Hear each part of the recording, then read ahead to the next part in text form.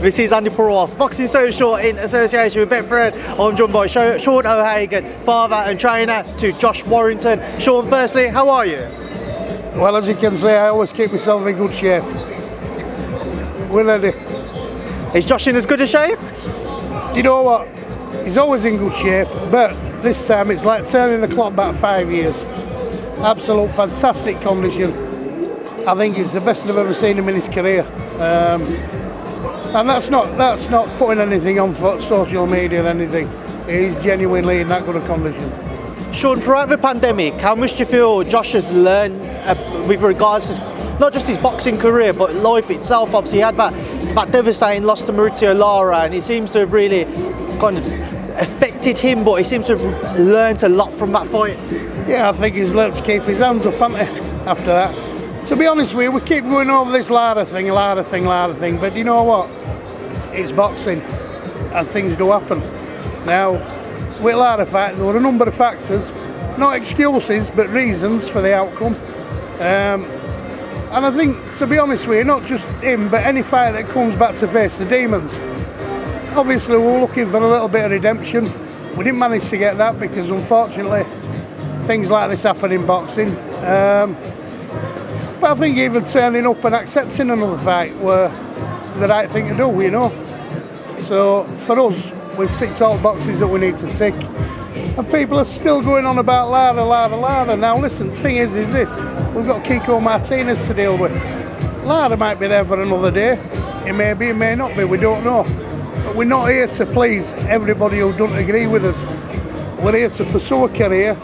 We're here to achieve what we wanted to achieve. If that includes Lara, so be it. If it doesn't include Lara, then go find someone else to moan at and beg for. You know, you can't keep stamping your feet. There's only so many times you can stamp your feet and get what you want. Let's get Kiko Martinez dealt with, and then we'll talk about everybody else.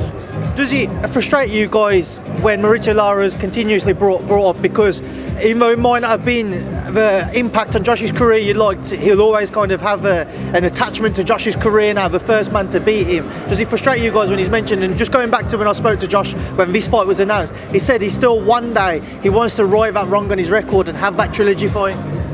Well, yeah, I mean, Josh has said that and Lara's said that. You know, you've got to understand this is boxing. These are two fighters. There's pride, there's everything at stake, isn't there?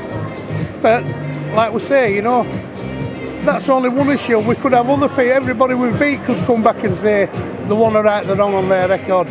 Where do you stop? You know what I mean? So, like I say, we'll pursue what we've always wanted to do. That'd be unification. It could be fighting abroad, it could be fighting at home, we don't know yet.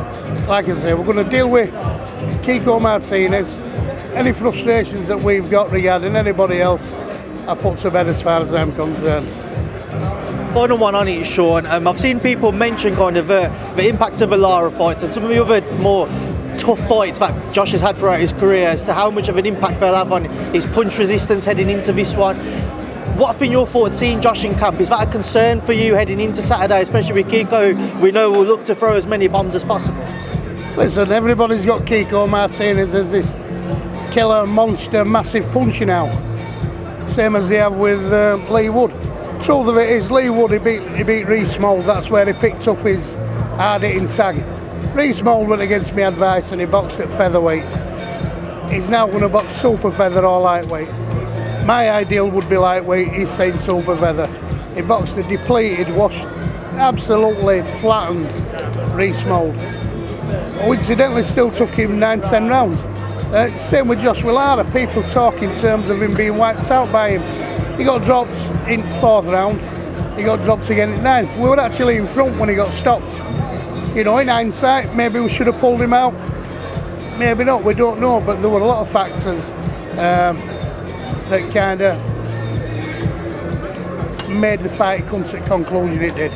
What I've seen in training now, absolutely no concerns whatsoever for Saturday night. Kiko Martinez, the rematch which I'm sure nobody anticipated seeing at this stage in either Josh's or Kiko's career between the pair of them.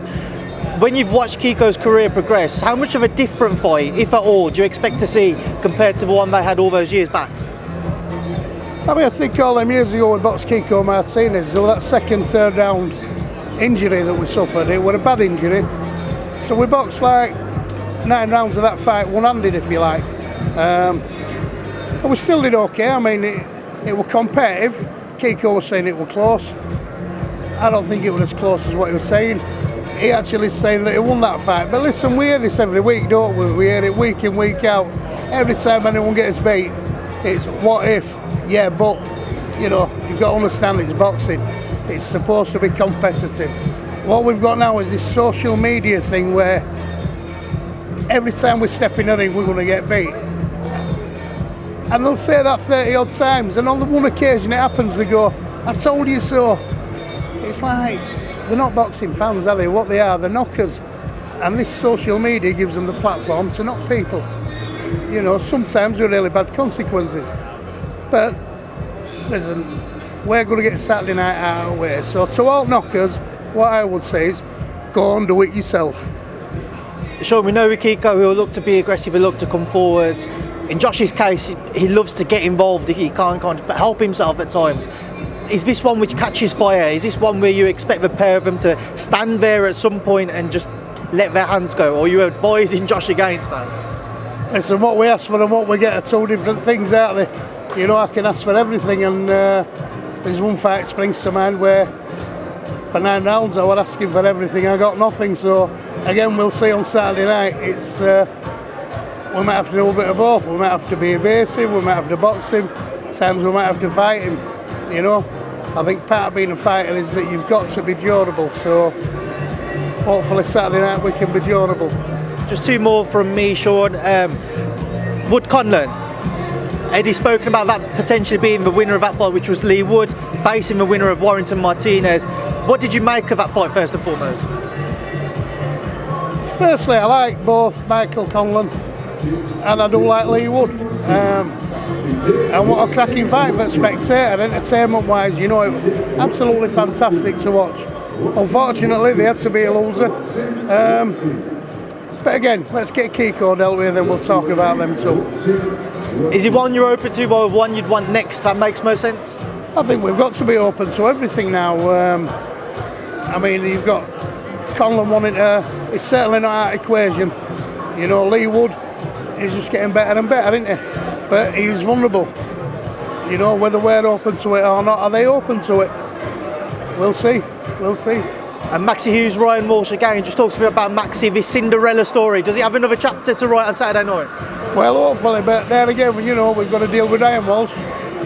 Hopefully we do that and then we move on. But, you know, where does Maxi go from here? I mean, he's just getting better and better and raising his game. And I would like to see Maxi tested against, like, say, Garcia's. And, you know, we wouldn't shy away if we got a phone call saying Camboza wanted a warm-up, we'd be there, you know. But, you know, I don't know how long we've got to go before Maxi's ready for... I think he's ready. I actually think he's ready for these big elite level fights. What we've got to do now is we've got to convince everybody that can make those fights happen that he's ready. So, but fantastic looking at Maxi Hughes, looking absolutely fantastic. How do you go about convincing those other guys in the division that Maxi is ready and he's worthy of a fight against one of the leading names? Well, I mean, what I'd say to them is this, that if they fancy an easy payday and they want a little tune up, if they want a few more quid in bank, a bit of spending money, give Maxi Hughes a fight. If it's an easy fight, take the fight, simple as that, you know. Or wants to turn money down if it's that easy to come by. So, your Annies, your Cambozas, any of them. And, you know, let's not go over his heads here. Why don't we have a look at like Lee Selby? Why don't we have a look at Ricky Burns? You know, come and fight Maxi Hughes. Don't price yourself out of it, fight Maxi. It's an IBO title, it's a genuine world title. And it's a good levering tool, isn't it, for bigger things. So don't dodge around it, come and fight him. Obviously an exciting division. You actually got Lee Selby fighting this weekend on Saturday night out in Argentina in an IBF final eliminator once again. Camboza seems set to be facing Devin Haney now. Obviously we've seen what's going on with the Ukraine and Vasily Lomachenko. Obviously thoughts going out to everybody out there. But final one, I promise you now, Sean, what are your thoughts if Haney Camboza gets over the line? If Haney Camboza gets over the line, I think they really should consider, a fight with Max Hughes, you know what I mean? Listen, I know, you know and I know that majority of people, you'll be thinking there's Garcia, there's Haney, there's Lopez. You know, let somebody else have a crack now. Let him have a crack. He's 32-year-old now. He's earned it. He's earned it in these last few fights that he's had. And, you know, to be honest with you, would you bet against Max Hughes? Against anybody? You wouldn't want to put money on him, would you?